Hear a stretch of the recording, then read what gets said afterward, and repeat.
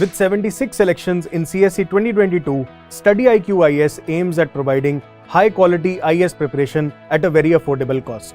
हमारे P2I यानी कि prelims to interview 2024 live batch के साथ आप CSE एग्जाम की तैयारी कर सकते हैं with features like live classes, 1-to-1 mentorship, daily answer writing, success in prelims and mains crash course, 18 books across all subjects, interview guidance program, and the most unique feature, mains residential program, where Study IQ students clearing prelims 2024 will be called to Study IQ campus at no additional cost.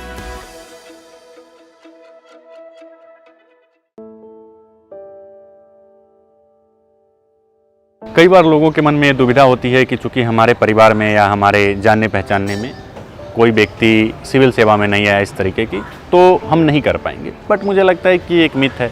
मेरे पिताजी mechanic हैं, इसके अलावा मेरे घर में भी कोई गवर्नमेंट जॉब में भी नहीं है, सिविल सेवा तो दूर की बात है। मेरा जो पूरा एजुकेशन रहा वो हिंदी में रहा, बहुत ऐसा कोई प्रीमियर इंस्टीट्यूशन मैंने कभी पढ़ा नहीं। तो मैं एक एवरेज स्टूडेंट ही रहा हूँ, मतलब कभी ऐसा नहीं रहा है कि मैंने बहुत टॉप क्लास स्कोर्स अपने एजुकेशन के दौरान किया हो।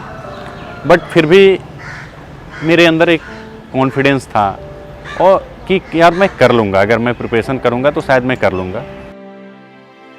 12th के दौरान मेरे दिमाग में ये था कि मुझे डिफेंस में जाना है, मुझे एनडीए करना है। उसी दौरान कुछ लोगों ने मुझे बता दिया कि यार एसएसबी टेस्ट में तो इंग्लिश आपकी बहुत अच्छी होनी चाहिए और एनडीए तो आप तभी कर पाओगे जब आपकी अंग्रेजी अच्छी होगी। और मेरी इंग्लिश अच्छी नहीं थी उस वक्त। एक अच्छा विकल्प ये होता कि मुझे अपनी इंग्लिश पे काम करना चाहिए होता या फिर अपने और अच्छे सुझाव किसी से लेने चाहिए। बट मैंने सिर्फ इस वजह से कि यार मुझे इंग्लिश नहीं आती, मैंने एग्ज़ाम ही ड्रॉप कर दिया। मैंने उस ड्रीम को ही ड्रॉप कर दिया कि यार मुझसे होगा नहीं। ये चीज़ें मुझे अब रियलाइज़ होती है। छोटे शहर या जो गाँवों के बच्चे हैं ना, उनसे मेरा सुझाव यही है कि सपने देखने के ऊपर ना कोई प्रतिबंध नहीं, तो बड़े सपने देख की कोशिश कीजिए। बहुत सारे जो आपके आसपास के लोग होंगे ना, वो आपको हतोत्साहित करते हैं। जब मैंने भी प्रिपरेशन स्टार्ट किया तो लोग बोले थे यार डीएम बनोगे, गांव से पढ़ के कौन डीएम बन लेता है। तो वो लोग हमेशा आपके जो पोटेंशियल है ना उसके ऊपर क्वेश्चंस करते हैं।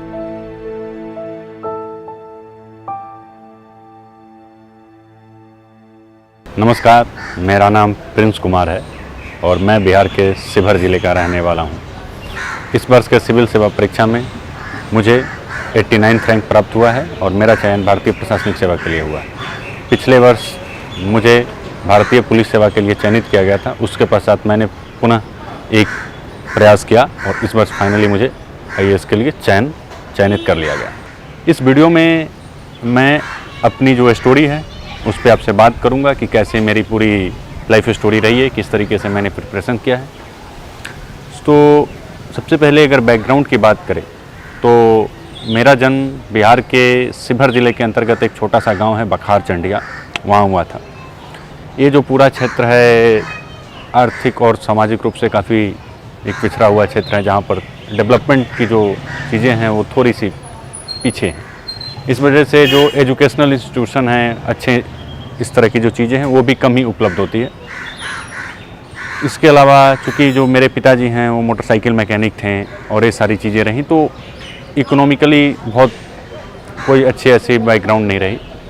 यही वजह था कि जो मेरी एजुकेशन का आरंभ है वो गांव के जो सरकारी स्कूल होता है, तो मेरे गांव में एक सरकारी स्कूल था क्लास 8 तक, राजकीय मध्य विद्यालय चंडिया बालक।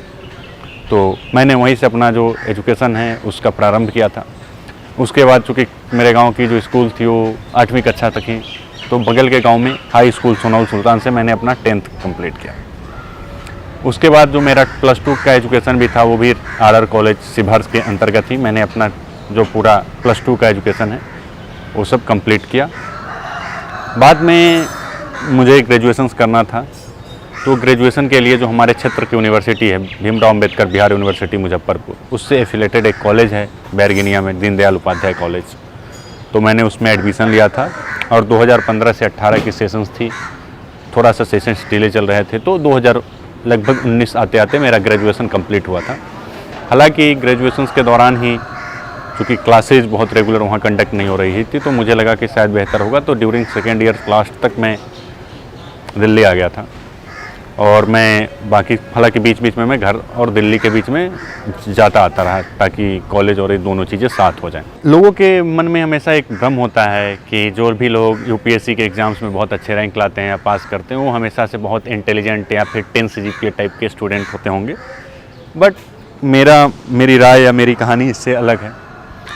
पहले एक तो मेरा जो पूरा एजुकेशन रहा वो हिंदी में रहा, बहुत ऐसा कोई प्रीमियर इंस्टीट्यूशन मैंने कभी पढ़ा नहीं। उसके बाद जो मेरे मार्क्स भी अगर मैं देखूं तो 10th में मुझे 68% मार्क्स मिले थे, ग्रेजुएशन में मुझे 64% मार्क्स मिले थे। तो मैं एक एवरेज स्टूडेंट ही रहा हूं, मतलब कभी ऐसा नहीं रहा है कि मैंने बहुत टॉप क्लास स्कोर्स अपने एजुकेशन के दौरान किया हो। बट फिर भी मेरे अंदर एक कॉन्फिडेंस था और कि यार मैं कर लूँगा, अगर मैं प्रिपरेशन करूँगा तो शायद मैं कर लूँगा। तो यही वजह थी कि मैंने दिल्ली आकर इस यात्रा की आरंभ किया था और 2019 में मैंने अपने पहला प्रयास दिया था। पहली प्रयास था और मैं काफ़ी जोश में था उस साल। मैंने प्रीलिम्स दिया और मैं उस एग्ज़ाम में क्वालिफाई भी कर गया। बट वही था कि प्रिपरेशंस, जो मुख्य परीक्षा की प्रिपरेशंस थी वो आधी अधूरी थी। मैंने अपने तरफ से जोर लगाया बट फाइनली जब रिज़ल्ट आया तो मैं फेल हो चुका था। पहली बार जीवन में कोई कॉम्पिटिटिव एग्ज़ाम में पार्टिसिपेट कर रहा था मैं और पहली बार फेलियर को फेस कर रहा था, तो थोड़ा सा डिफ़िकल्ट होता है। बट मुझे लगा कि यार अभी मैं, चूँकि जनवरी में वो रिज़ल्ट आया था आई थिंक, और फिर मई या जून में प्रीलिम्स होने वाला था, तो मुझे लगा कि यार फिर से अगले वर्ष के लिए पीटी पे फोकस करते हैं। 2020 के प्रयास के लिए मैंने आरंभ किया, उसी टाइम बीच में कोविड वगैरह आ गया, तो थोड़ा सा वो एक ऐसा पीरियड था सबके लिए जो पढ़ाई वगैरह इम्पैक्ट हो रही थी सबके, तो ओवरऑल वो एक थोड़ा सा परेशान करने वाला समय था सबके लिए। बट फिर वो उसकी वजह से प्रीलिम्स भी शिफ्ट हो गया था और अक्टूबर में चला गया था। फिर उस दौरान मैं वापस घर चला गया था कोविड के दौरान और वहीं रह के उस वक्त पढ़ रहा था। तो फिर मैं 2020 के अटैम्प्ट में बैठा, उस वक्त मैंने प्रीलिम्स दिया, मैं पास हो गया। मुख्य परीक्षा के लिए भी चूँकि तैयारी पिछले साल से बेहतर थी तो मुख्य परीक्षा में भी मेरा चयन हो गया। बट मुझे कहीं ना कहीं एक चीज़ लग रही थी अंदर से कि यार कुछ तो लैक हो रहा है, और वो मेरा ऑप्शनल पेपर था जिसमें मैं बहुत कॉन्फिडेंस गेन नहीं कर पा रहा था, बहुत अच्छे नंबर नहीं पा रहा था। तो उस वक्त इंटरव्यू और ऑप्शनल में जो 2020 में थे मेरे स्कोर्स कम थे और उस वक्त इसी वजह से मैं फाइनल लिस्ट से बाहर हो गया। बट वो जो ऑप्शनल को लेकर कहीं ना कहीं समस्याएं आ रही थी एग्ज़ाम्स के टाइम, या मैं बहुत अच्छा स्कोर नहीं कर पा रहा था, तो मुझे लगा कि यार कुछ तो रणनीति बदलनी होगी। मैं इस ऑप्शनल के साथ, जो मेरा पहले ज्योग्राफी था, आगे नहीं जा सकता हूँ। फिर मुझे लगा कि यार कोई ऐसा विषय लेता हूँ जो हिंदी माध्यम में शायद अभी अच्छे स्कोर्स दिला रहा हो या अच्छा ज़्यादा सस्टेनेबल हो। चूँकि लिटरेचर जो साहित्य के से काफ़ी सारे छात्रों का हिंदी माध्यम में उस वक्त सिलेक्शन हो रहा था, तो मैं भी साहित्य के बारे में सोचा। चूँकि मैं मिथिलांचल से आता हूँ तो मैंने हिंदी की जगह मैथिली साहित्य को चुना और फिर मैंने जो अपना पूरा तीसरा प्रयास था उसके लिए आगे बढ़ा और फाइनली तीसरे प्रयास में मैं प्रीलिम्स क्वालिफाई किया, मैं मेंस क्वालिफाई किया और चूँकि मेरे ऑप्शनल में बहुत अच्छे अंक आए उस साल, तो मेरा अंतिम चयन हो गया और भारतीय पुलिस सेवा के लिए मैं चयनित हुआ था। हालांकि उस वक्त भी कुछ कमियां रह गई थी, जैसे इंटरव्यू के मार्क्स जो थे मेरे कम रह गए थे और उसके अलावा कुछ और जो जीएस और एसएस में कहीं कहीं जो कमियां थी, उन सब की कमियों की वजह से शायद मैं उस वक्त बहुत अच्छे रैंक नहीं प्राप्त कर पाया था और जो एक आईएएस बनने का अंदर सपना था वो कहीं ना कहीं मन में रह रहा था। तो मुझे लगा कि उस वक्त मेरे पास एक विकल्प था कि यार मैं ज्वाइन कर लूँ जाके, बट मुझे लगा कि शायद मेरी प्रिपरेशन प्रभावित हो जाएगी। तो मैंने ट्रेनिंग से एक्स्ट्राऑर्डिनरी लीव ले लिया और फिर मैं पूरी ज़ोर शोर के साथ प्रिपरेशन में एक और अटैम्प्ट में यहीं दिल्ली में रहते हुए लग गया। फाइनली इस वर्ष जो पूरा सिविल सेवा की जो ये परीक्षा रही, इसमें जो मेरी गलतियां थी मैंने उस पर काम किया। जो एसेज थे, इंटरव्यू थे, इन सब जगह पे मेरे स्कोर्स में वृद्धि हुई और फाइनली मैं 89 रैंक के साथ जो मेरा सपना था उसको पूरा किया। कई बार लोगों के मन में ये दुविधा होती है कि चूँकि हमारे परिवार में या हमारे जानने पहचानने में कोई व्यक्ति सिविल सेवा में नहीं आया इस तरीके की, तो हम नहीं कर पाएंगे। बट मुझे लगता है कि एक मिथ है। मेरे पिताजी मैकेनिक हैं, इसके अलावा मेरे घर में भी कोई गवर्नमेंट जॉब में भी नहीं है, सिविल सेवा तो दूर की बात है।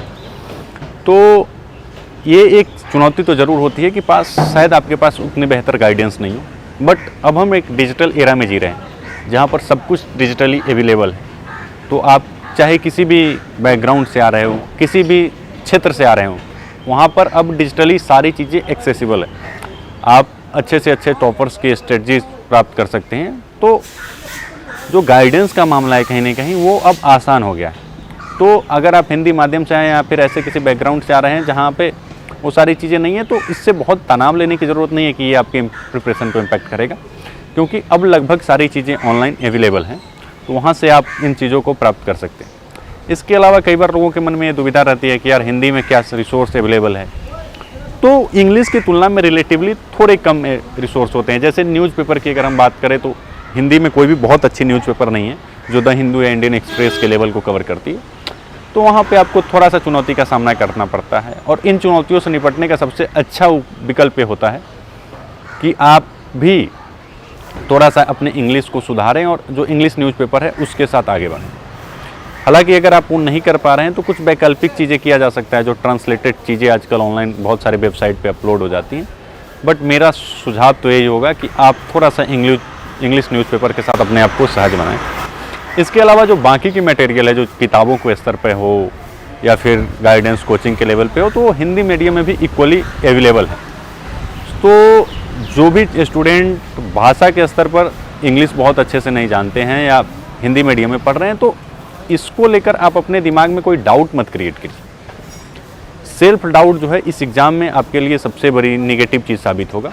तो एक सेल्फ कॉन्फिडेंस आप रखिए कि कोई फ़र्क नहीं पड़ता कि आपका बैकग्राउंड क्या था। अगर आप सही ढंग से सही स्ट्रेटजी के साथ प्रिपरेशन करेंगे तो हो जाएगा।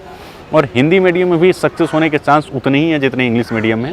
भाषा आपकी सफलता में कोई बाधक नहीं बनेगा, और आप अगर हिंदी में बहुत अच्छे से अपनी अभिव्यक्ति रख पाते हैं तो आप इस माध्यम में भी अच्छा कर लेंगे। क्योंकि हिंदी माध्यम के जो अधिकांश छात्र होते हैं उनकी जो सामाजिक आर्थिक पृष्ठभूमि होती है शायद वो बहुत अच्छे नहीं होती। हम ज़्यादातर लोग गाँव से आते हैं या छोटे शहरों से आते हैं। तो कहीं ना कहीं जब हम असफल हो रहे होते हैं तो एक दबाव ये होता है कि आप कुछ प्लान बी के बारे में सोचें। तो कहीं ना कहीं ये डाउट मेरे दिमाग में भी तो आ ही रहा था, क्योंकि जब पहले 2 प्रयास में अंतिम रूप से चयनित नहीं हुआ तो ये दिमाग में था यार कुछ और कर लें क्या। तो हम प्लान बी आज के समय में जो यूपीएससी की अनप्रेडिक्टेबिलिटी है वो एक ज़रूरत बन जाती है एक समय के बाद। हालांकि उसी बीच मैंने एक यूपीपीसीएस का भी एग्ज़ाम दिया था, बट उसमें भी मेरे मेंस नहीं हुआ था।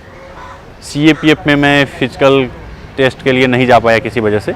तो ये 1-2 एग्ज़ाम्स थे जो मैंने दिया था, बट मेरे दिमाग में ये था कि यार मैं पहले अपने अटैम्प्ट्स कुछ दे लूँ, 3-4 अटैम्प्ट अच्छे से दे लूँ। उसके बाद अगर कुछ नहीं होगा तो मैं कोचिंग या इससे जुड़े हुए किसी सेक्टर में काम करते हुए आगे देखूंगा कि मुझे क्या करना है। तो ये चीज़ें दिमाग में चल रही थी, बट लकली मेरा तीसरे अटैम्प्ट में सिलेक्शन हो गया, तो ये चीज़ें मैंने छोड़ दी। जो स्टूडेंट्स हैं उनसे मेरी राय यही है कि आप शुरुआत के 2-3 अटैम्प्ट बहुत ज़्यादा प्लान बी के बारे में मत सोचो। उस वक्त आप बहुत फोकस्ड होकर प्रिपरेशन करें और एग्ज़ाम दें।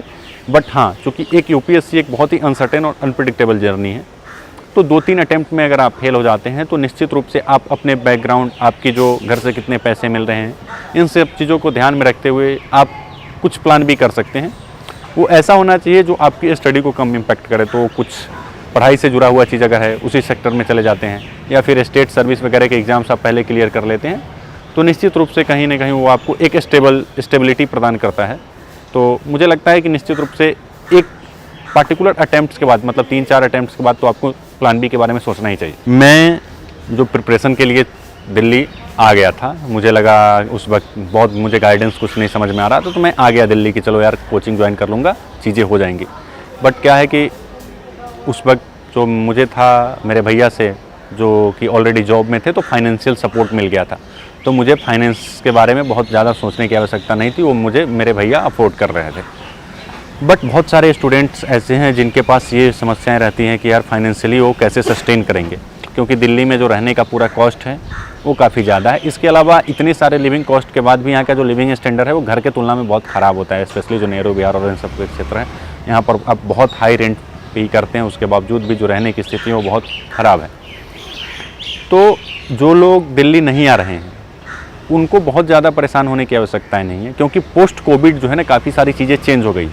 मैंने प्री कोविड आप देखेंगे कि शायद ऑनलाइन जो एजुकेशंस थे और ऑनलाइन जो कंटेंट अवेलेबिलिटी थी वो बहुत कम थी, लेकिन पोस्ट कोविड एक नए प्रकार का चेंज आया है और लगभग सारी जो कंटेंट हैं या कोचिंग्स के जुड़े हुए जो भी वीडियोज में मटेरियल हैं वो सब कुछ अवेलेबल है। तो दिल्ली आकर ही आप इसकी तैयारी करें ये ज़रूरी नहीं है, आप यहाँ आए बिना भी प्रिपेयर कर सकते हैं, क्योंकि मेरा एक अनुभव रहा है इस क्षेत्र में रहते हुए कि यहाँ पर भी आने वाले जो एक मेजॉरिटी ऑफ स्टूडेंट्स हैं वो बहुत सीरियस नहीं है। यहाँ पर भी ऐसा नहीं है कि एक बहुत ऐसा माहौल है कि यहाँ आने से ही लोग एग्ज़ाम में क्वालिफाई हो जाते हैं। यहाँ पर भी जो लोग आ रहे हैं उसमें से सिलेक्शंस का दर बहुत कम है, शायद उतना ही है शायद जो यहाँ से बाहर रहने वालों का हो। तो कोई पार्टिकुलर कोचिंग या कोई पार्टिकुलर जगह जो है यूपीएससी में आपका सक्सेस इंश्योर नहीं कर सकती। ये एक सेल्फ जर्नी होती है जो आपको खुद करना होता है। तो निश्चित रूप से सारी चीज़ें सपोर्ट करती है, कोचिंग हो जगह हो, बट आपको अंततः करना खुद ही है। तो अगर आप दिल्ली आना अफोर्ड नहीं कर सकते या फिर किसी वजह से दिल्ली नहीं आ पा रहे हैं तो बिल्कुल परेशान मत होइए, आप अपने शहर में अपने गांव में रहकर भी प्रिपेयर कर सकते हैं। कई बार लोगों के मन में जो यहाँ पर दिल्ली नहीं आए होते हैं तो ये रहता है कि यार जो दिल्ली की लाइफ है वो बहुत अच्छी होगी, वहाँ जो स्टूडेंट प्रिपेयर कर रहे हैं वो बहुत एंजॉय कर रहे होंगे, या बहुत सारी फैंटेसी दिमाग में चल रही होती है लोगों की कि वहाँ जाने से ऐसी हो। बट सच्चाई बहुत उससे अलग होता है। दिल्ली की में जब आप यहाँ प्रिपरेशन करने आएंगे तो आपको बहुत सारी डिफ़िकल्टीज़ फेस करना होता है। अगर आप पर्टिकुलरली जहाँ पर मैं नेहरू बिहार में रहता था तो यहाँ पर बहुत छोटे छोटे कमरे होते हैं, और उसके अलावा फिर आप यहाँ पे रह रहे हैं तो घर वालों से आप दूर रहेंगे, कई बार एग्ज़ाम्स वगैरह होंगे, ये सारी चीज़ें, तो फैमिली से दूर रह के आप प्रिपेयर करेंगे तो आप कई बार मेंटली स्ट्रेस में भी चले जाते हैं कि यार बताओ घर में किसी की शादी है या बगल में किसी की शादी है, मैं नहीं जा पा रहा हूँ। तो घर से दूर रहने के कई सारी निगेटिव चीज़ें भी होती हैं। तो ये इतना ऐसी चीज़ें नहीं है जिसको लेकर आपको बहुत परेशान होना है। दिल्ली आना जो है ना ये आपका माध्यम होना चाहिए। दिल्ली आना कोई इंड नहीं है, आपका इंड यूपीएससी है, वो कहीं से भी हो सकता है। तो दिल्ली आने को या फिर इसी चीज़ों को अपना इंड गोल मत बनाइए। अगर आप आना चाहते हैं, अफोर्ड कर सकते हैं तो निश्चित रूप से एक अच्छा चीज़ें हैं, आप आ सकते हैं। बट अगर नहीं कर सकते हैं तो इसको आप निगेटिवली मत लीजिए, ये आपका सक्सेस डिसाइड नहीं करेगा। जब मैं दिल्ली आया था तो मन में कहीं ना कहीं एक डाउट थी कि यार मैं तो ड्यूरिंग ग्रेजुएशन जा रहा हूँ और बहुत वो भी ऐसे इंस्टीट्यूट से नहीं पढ़ा हूँ, तो क्या मैं कर पाऊँगा। तो ये एक डाउट तो था कि यहाँ पर जो होंगे बहुत सारे कंपटीशन में, आपको आप देख लो तो IIT IIM इस तरह के प्रीमियर इंस्टीट्यूशन से पढ़ने वाले लोग हैं, और तो ये मन में कहीं ना कहीं दुविधा तो चल रही होती है कि क्या मैं कर पाऊँगा यार, उन लोगों के साथ क्या मैं कॉम्पीट कर पाऊँगा। बट मेरी एक अच्छी चीज़ ये आदत रही है कि मैं बहुत सेल्फ कॉन्फिडेंट हूँ कि यार करेंगे कोशिश। और एक चीज़ मैंने बहुत पहले, जो शायद अजीब लग सकता है आपको सुनने में, बट मैंने जब प्रिपरेशन स्टार्ट किया था तो घर पे एक बात बोला था कि ज़्यादा से ज़्यादा क्या बुरा होगा कि मेरा 6 के 6 अटैम्प्ट बर्बाद हो जाएंगे, लेकिन मैं ट्राई करना चाहता हूँ। तो मैं इस बात को लेकर पहले से ही अपने आप को एक्सेप्ट कर चुका था कि मुझे बस कोशिश करनी है, अगर नहीं होगा तो जीवन में मैं बहुत और कहीं कुछ अच्छा कर लूँगा, बट हाँ मुझे एक ट्राई लेनी है। तो ये चीज़ मुझे बहुत मोटिवेट रखती थी या पॉजिटिव रखती थी, क्योंकि जब आप सिर्फ काम के ऊपर फोकस कर रहे होते हो ना, अगर आप इस बात को लेकर तैयार हो कि हाँ यार फेलियर एक पार्ट बन सकता है, तो चीज़ें आसान हो जाती है। बट हाँ जब मैं यहाँ पर प्रिपरेशन करने आया, टेस्ट वगैरह देना शुरू किया और उसमें बहुत अच्छे अंक मेरे आने लगे, तो मुझे लगा कि यार नहीं, ये चीज़ें इतनी भी डिफिकल्ट नहीं है, मैं बाकी लोगों के साथ कॉम्पीट भी कर लूँगा। पहली बार प्रीलिम्स क्लियर हो गया, दूसरी बार मेंस क्लियर हो गया, तो एक जो मेरा ग्राफ रहा है वो इस तरीके से ऊपर की ओर जाता रहा। तो उससे धीरे धीरे जो मेरे सारे डाउट्स थे वो क्लियर हो गए। तो मैं बाकी लोगों को यही सुझाव दूंगा कि आप कभी भी एजुकेशनल बैकग्राउंड और इन सब चीज़ों को लेकर परेशान मत हो कि यार मैं तो छोटे कॉलेज से पढ़ा हूँ तो मेरा कैसे होगा। अगर आप सही ढंग से प्रिपरेशन करेंगे तो आपका हो जाएगा। प्रीलिम्स और मेंस को लेकर तो वो पूरा नॉलेज का सारी चीज़ें हैं, आपके एफर्ट्स पे डिपेंड करती है। बट पर्सनालिटी टेस्ट इससे थोड़ा अलग होता है, और कहीं ना कहीं एक जो कम्युनिकेशन स्किल्स हैं उसकी समस्याएँ होती हैं। और जो अगर आप छोटे शहरों से आ रहे हो तो हमारी कोई ऐसी पार्टिकुलर हॉबी वगैरह नहीं होती, बहुत ऐसी इंटरेस्टिंग चीज़ें नहीं होती। तो जब हम डैफ फेल करने जा रहे होते हैं जहाँ पर हमें ये सारी चीज़ें करनी होती हैं, तो हमारे पास कुछ हॉबी नहीं होता। इस तरह की चीज़ें तो आती हैं, हम बहुत कॉन्फिडेंट नहीं होते बातचीत करने को लेकर कई बार। तो इन सब वजहों से इंटरव्यू में आपके मार्क्स शायद प्रभावित होते हैं। और मेरे भी पहले जो 2 अटैम्प्ट इंटरव्यू थे उसमें बहुत अच्छे मार्क्स नहीं हैं, तो मुझे लगता है उसकी एक वजह ये रही होगी कि शायद मेरे कम्युनिकेशन स्किल्स उतने अच्छे नहीं थे। बट ये ऐसी चीज़ें हैं जो प्रैक्टिस के साथ धीरे धीरे आ जाती है। जब आप इंटरव्यू की प्रिपरेशन स्टार्ट करते हो, जब आप मॉक देना स्टार्ट करते हो, उसके माध्यम से आप कर सकते हो। आप अपने फ्रेंड्स के बीच में ना किसी भी टॉपिक्स को लेकर डिस्कशन से स्टार्ट कर दो, तो उससे धीरे धीरे क्या होगा ना कि आपके जो हेजिटेशन है वो कम हो जाती है और आप फिर धीरे धीरे बातचीत करने में, दूसरे लोगों के साथ इंटरेक्शन करने में कंफर्टेबल हो जाते हैं। तो इससे ये जो समस्याएं हैं वो धीरे धीरे सॉल्व हो जाती हैं। तो जो भी लोग इस चीज़ को लेकर डाउट में मत रहें कि यार उससे आप अच्छा नहीं कर पाएंगे, ये चीज़ें समय के साथ आप टैकल कर सकते हो। तो जो लोग प्रिपरेशन कर रहे हैं, मैं ये कहूँगा कि आप पहले प्रीलिम्स मेंस को लेकर ही फोकस करिए। इंटरव्यू तक आते आते ये चीज़ें आप सीख जाएंगे। बहुत सारे मॉक टेस्ट या मॉक वो कोचिंग के द्वारा ऑर्गेनाइज कराया जाता है, उसमें जाके आप प्रैक्टिस कर सकते हैं, फ्रेंड्स के साथ कर सकते हैं। बट हाँ, अगर आपकी कोई अच्छी हॉबी वगैरह इंटरेस्टिंग है तो उसका लाभ मिलता है, तो अगर आप उसको अपने प्रिपरेशन के साथ परस्यू कर सकते हैं तो ज़रूर करिए। और जिनकी कोई हॉबी नहीं है, तो हमें चूँकि कुछ ना कुछ तो फेल करना ही होता है, तो हम क्रिएट कर देते हैं कि कुछ तो होगा। जैसे वेब सीरीज़ वॉच करना या फिर शॉर्ट फिल्म देखना। जैसे मैंने डाला था रीडिंग कंटेम्प्रेरी हिंदी नॉवल इस बार, तो उसके लिए फिर 10-12 नॉवल अच्छे से पढ़ लिया।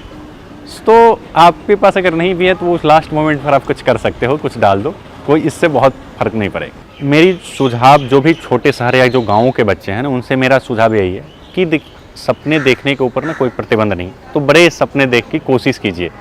बहुत सारे जो आपके आसपास के लोग होंगे ना, वो आपको हतोत्साहित करते हैं। जब मैंने भी प्रिपरेशन स्टार्ट किया तो लोग बोले थे अरे डीएम बनोगे, गांव से पढ़ के कौन डीएम बन लेता है। तो वो लोग हमेशा आपके जो पोटेंशियल है ना उसके ऊपर क्वेश्चंस करते हैं, और वो क्वेश्चन इसलिए भी जायज़ होता है क्योंकि क्या होता है कि जो हमारे जो विचार बनते हैं, जो हमारी पूरी थॉट बनती है ना, वो अनुभवों पर बनती है।